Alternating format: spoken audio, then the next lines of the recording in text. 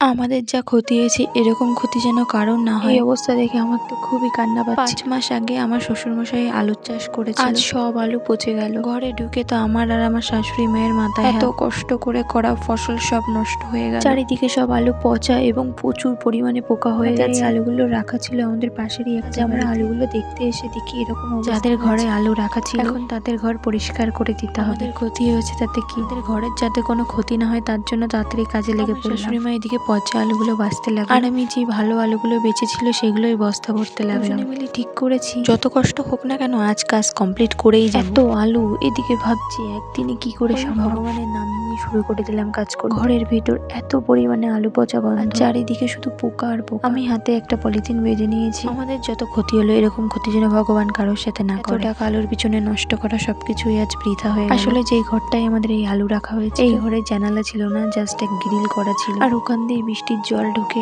আর সব আলু পচে গেল। যেখানেই তাকাচ্ছি সেখানেই এরকম ধরনের পোকা আর পোকাগুলো গা বেয়ে উঠে যাচ্ছে। সকাল 11:30টায় আমরা কাজ করা শুরু করি আর স্থির করেছি আজ কমপ্লিট করতেই। কষ্ট হলেও কিছু করার নেই, এরই নাম হয়তো জীবন। হয়তো বিয়ের আগে এই কাজগুলো করার কথা হয়তো স্বপ্নেও ভাবতাম না, জানি না এখন ঘৃণাকে জয় করে এগিয়ে চলতে শিখে গেছি। আমাদের কিন্তু ভালো আলুগুলো বস্তা ভরা কমপ্লিট, এখন শুধু পড়ে থাকা ময়লাগুলো ফেলে দিতে হবে। সেই কাজটা আমার শাশুড়ি মা করছিল। সত্যি বলতে এটাতে আমার প্রচুর ঘৃণা করছিল, তাই মাই এই কাজটা করছিল।